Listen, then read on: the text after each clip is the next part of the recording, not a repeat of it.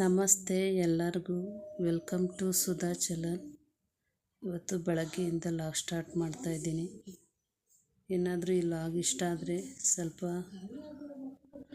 ಇಷ್ಟ ಆದರೆ ಲೈಕ್ ಮಾಡಿ, ಶೇರ್ ಮಾಡಿ, ಸಬ್ಸ್ಕ್ರೈಬ್ ಮಾಡ್ಕೊಳ್ಳಿ. ಸ್ವಲ್ಪ ಹಾಲೆಲ್ಲ ತರೋಕ್ಕೋಗಿದೆ ಅಂತ ಹಂಗೆ ಹಸಿಮೆಣ್ಸಿನ್ಕಾಯಿ, ಕೊತ್ತಂಬರಿ, ಕರಿಬೇವು ಏನೂ ಇದ್ದಿಲ್ಲ. ಆವಾಗ ತಗೋಬೇಕು, ಇಲ್ಲಾಂದರೆ ಕಪ್ಪಗಾಗ್ಬಿಡುತ್ತೆ. ಕರಿಬೇವು ಫ್ರಿಜ್ಜಲ್ಲಿ ಇಟ್ಟಿದ್ರೂ ಕಪ್ಪಗಾಗ್ಬಿಡುತ್ತೆ. ಸ್ವಲ್ಪನೇ ತಗೊಬಂದೆ ನಾನು. ಆಮೇಲೆ ಮಧ್ಯಾಹ್ನ ನಾಷ್ಟ ಏನೂ ಮಾಡಿಲ್ಲ ಅಂದ್ಬಿಟ್ಟು ಇವತ್ತು ಅಡುಗೆನೇ ಮಾಡೋಣ ಅಂತ ಹೆಸ್ರು ಕಾಳು ಸೊಪ್ಪಾಕಿ ಬಸ್ಸಾರು ಮಾಡ್ತಾಯಿದ್ದೀನಿ. ಎಷ್ಟು ಚೆನ್ನಾಗಿತ್ತು ಅಂದರೆ ತುಂಬಾ ಚೆನ್ನಾಗಿ ಆಗಿತ್ತು ಬಸ್ಸಾರು. ಹೆಸ್ರು ಕಾಳು ಹಾಕಿ ಮಾಡಿದ್ದು, ನಾನು ಬೇಳೆ ಏನು ಹಾಕಿರಲಿಲ್ಲ, ಬರೀ ಹೆಸ್ರು ಕಾಳು ಸೊಪ್ಪು ಅಷ್ಟೇ ಹಾಕಿ ಮಾಡಿದ್ದೆ. ಸಬ್ಬಕ್ಕಿ ಸೊಪ್ಪು, ದಂಟಿನ ಸೊಪ್ಪು, ಹೆಸ್ರು ಕಾಳು ಇಷ್ಟನ್ನು ಹಾಕಿ ಬಸ್ಸಾರು ಮಾಡಿದ್ದು. ಸೊಪ್ಪು ಅಷ್ಟೇ ಎಷ್ಟು ಫ್ರೆಶ್ ಆಗಿತ್ತು ಅಂದರೆ ತುಂಬಾ ಫ್ರೆಶ್ ಆಗಿತ್ತು. ವಾರ ಆಗೈತೆ ಅದು ಸೊಪ್ಪು ತಂದು, ಆದರೂ ಎಷ್ಟು ಚೆನ್ನಾಗಿ ಫ್ರೆಶ್ ಆಗಿತ್ತು ಅದು. ಮಾಡಿಬಿಡೋಣ ಇವತ್ತು ಅಂದ್ಬಿಟ್ಟು ಅದಕ್ಕೆ ನಾಷ್ಟ ಏನು ಮಾಡ್ದಿರ ಅಡುಗೆನೇ ಮಾಡ್ತಾಯಿದ್ದೀನಿ. ಅದು ಸೊಪ್ಪು ಬೇಯೋಕೆ ಇಟ್ಬಿಟ್ಟು ನಾನು ಖಾರಕ್ಕೆಲ್ಲ ಹಾಕ್ಕೊಂಡೆ. ಒಂದು ಟೊಮೊಟೊ, ಈರುಳ್ಳಿ, ಬೆಳ್ಳುಳ್ಳಿ, ಒಂಚೂರು ತೆಂಗಿನಕಾಯಲ್ಲಿ ಇಟ್ಟಿರಲಿಲ್ಲ ನಾನು. ಆಮೇಲೆ ಮಿಕ್ಸಿಗೆ ಹಾಕ್ಕೊಂಡೆ. ತೆಂಗಿನಕಾಯಿ, ಬೆಳ್ಳುಳ್ಳಿ, ಸ್ವಲ್ಪ ಕೊತ್ತಂಬರಿ, ಆಮೇಲೆ ಬಾಡ್ಸೋವಾಗೇ ಸ್ವಲ್ಪ ಕರಿಬೇವು ಎಲೆ ಹಾಕ್ಕೊಂಡ್ರೆ ತುಂಬ ಟೇಸ್ಟಾಗಿ ಬರುತ್ತೆ ಸಾರು. ಬಸ್ಸಾರಿಗೆ ಒಂದೆರಡು ಕರಿಬೇವು ಒಗ್ಗರಣೆಗೆ ಆಗೋದಕ್ಕಿಂತ ಸ್ವಲ್ಪ ಅದೆಲ್ಲ ಫ್ರೈ ಮಾಡ್ಕೊಳ್ಳೋವಾಗ ಹಾಕ್ಕೊಂಡ್ರೆ ತುಂಬಾ ಚೆನ್ನಾಗಿ ಬರುತ್ತೆ. ಕರಿಬೇವು ಇಷ್ಟನ್ನು ಹಾಕಿ ಸ್ವಲ್ಪ ಬೇಯಿಸಿರೋದನ್ನು ಕಾಳು ಸೊಪ್ಪೆರಡು ಹಾಕ್ಕೊಂಡು ರುಬ್ಬಿದ್ರೆ ಒಗ್ಗರಣೆ ಕೊಟ್ಕೊಳ್ಳೋದು. ಆಮೇಲೆ ಆ ಥರ ಮಾಡಿದ್ರೆ ತುಂಬಾ ಚೆನ್ನಾಗಿ ಬಂದಿತ್ತು ಸಾರೆಲ್ಲ ಮಾಡಿದಾದಮೇಲೆ ನನಗೂ ಸ್ವಲ್ಪ ಕೆಲಸ ಬಂದಿತ್ತು ಅಂದ್ಬಿಟ್ಟು ಹೂವೆಲ್ಲ ಬಂದಿತ್ತು, ಅವ್ರಿಗೆ ಕೊಟ್ಬಿಡೋಣ, ಆಮೇಲೆ ಬೇಕಾದರೆ ಊಟ ಮಾಡ್ಕೊಳ್ಳೋಣ ಅಂದ್ಬಿಟ್ಟು ಹೂವೆಲ್ಲ ಈಸ್ಕೊಂಡಿದ್ದೆ.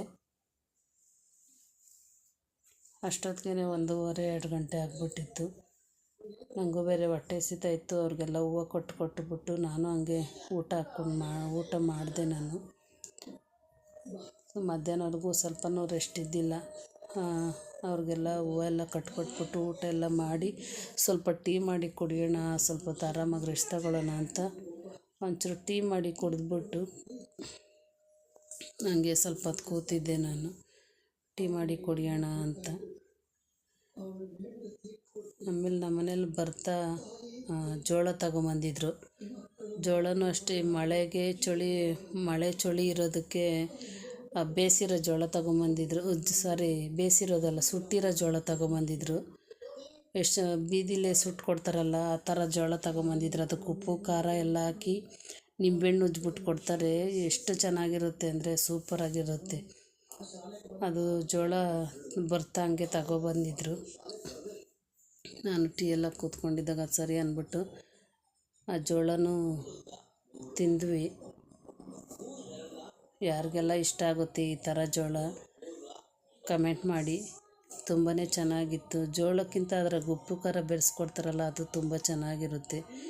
ಅವರು ಬೆಂಕಿ ಹಾಕ್ಕೊಂಡಿರ್ತಾರೆ, ಅದರಲ್ಲೇ ಸುಟ್ಟು ಕೊಡ್ತಾರೆ ಇದು ಜೋಳನ. ಚೆನ್ನಾಗಿತ್ತು. ನಾವು ಅಂದರೆ ಮನೇಲಿ ಬೇಯಿಸ್ತೀವಿ ಅಷ್ಟೇನೆ, ಈ ಥರ ಸುಡಲ್ಲ. ಊರುಗಳಲ್ಲಿ ನಮ್ಮಮ್ಮ ಮನೇಲಿ ಅಂದರೆ ಒಲೆಯಲ್ಲಿ ಸುಡ್ತಾಯಿದ್ರಿ, ಚಾಕುಗೊಂದು ಚುಚ್ಕೊಂಡು ಒಲೆಯಲ್ಲಿ. ಈಗ ಒಲೆಗಳು ಕಮ್ಮಿ ಆಗಿಬಿಟ್ಟಿದೆಯಲ್ಲ, ಈ ಥರ ಸುಡೋಕ್ಕೆ ಆಗಲ್ಲ. ತುಂಬಾ ಚೆನ್ನಾಗಿತ್ತು.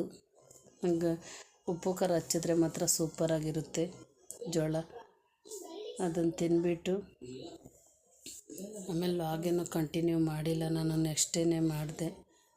ಲಾಗ್ ಅಲ್ಲಿಗೆ ಎಂಡ್ ಮಾಡಿಬಿಟ್ಟು ಆಮೇಲೆ ನೆಕ್ಸ್ಟ್ ಡೇ ಬೆಳಗ್ಗೆ ಇದು ಸ್ವಲ್ಪ ಅವರೆಕಾಯಿ ಎಲ್ಲ ಬಂದಿತ್ತು ಅಂದ್ಬಿಟ್ಟು, ಅವರೆಕಾಯಿ ಸ್ವಲ್ಪ ಕಮ್ಮಿ ಆಗಿದೆ ಅಂದ್ಬಿಟ್ಟು ನಾನು 1 kg ತಗೊಂಡಿದ್ದೆ. ಅದನ್ನು ಸುಳಿದಿಟ್ಬಿಡೋಣ ಅಂದ್ಬಿಟ್ಟು ನಾನು ಎಲ್ಲ ಎತ್ತಿಡ್ತಾಯಿದ್ದೀನಿ. ನಾಷ್ಟ ಏನೂ ಮಾಡಿರಲಿಲ್ಲ. ಸ್ವಲ್ಪ ರಜೆ ಇತ್ತು ಸ್ಕೂಲ್ಗೆ ಅಂತ ಸ್ವಲ್ಪ ಲೇಟಾಗಿ 9 ಗಂಟೆ 9:15 ಆಗಿಬಿಟ್ಟಿತ್ತು ಎದ್ದೇಳೋದಕ್ಕೆ ಅಂದ್ಬಿಟ್ಟು ನಾಷ್ಟ ಏನು ಮಾಡೋದು ಅಂತ ಹಂಗೆ ಕೂತ್ಕೊಂಡು ಅವರೆಕಾಯಿ ಸುಳಿತಾ ಇದ್ದೆ. ಆಮೇಲೆ ಕಿರಣ ನಾನೇ ಮಾಡ್ತೀನಿ ಬಿಡಮ್ಮ ನಾಷ್ಟ ಅಂದ್ಬಿಟ್ಟು ನಾಷ್ಟ ಅವಳೇ ರೆಡಿ ಮಾಡಿದ್ಲು. ಎಗ್ ರೈಸ್ ಮಾಡ್ತೀನಿ ಅಂತ ಮಾಡ್ತಾಯಿದ್ದಾಳೆ. ಸಣ್ಣ ಪುಟ್ಟ ಮಾಡ್ತಾಳೆ ಅಡುಗೆ. ತುಂಬಾ ಚೆನ್ನಾಗಿ ಮಾಡಿದ್ಲು. ಫಸ್ಟ್ ಟೈಮ್ ಮಾಡಿದ್ಲು ಎಗ್ ರೈಸು. ಮ್ಯಾಗಿ ಆ ಥರದ್ದೆಲ್ಲ ಮಾಡ್ತಾಳೆ. ಇದು ಎಗ್ ರೈಸ್ ಅಂದರೆ ಫಸ್ಟ್ ಟೈಮ್ ಮಾಡಿದ್ಲು. ಎಷ್ಟು ಚೆನ್ನಾಗಿ ಮಾಡಿದ್ಲು ಅಂದರೆ ಸೂಪರಾಗಿ ಮಾಡಿದ್ಲು.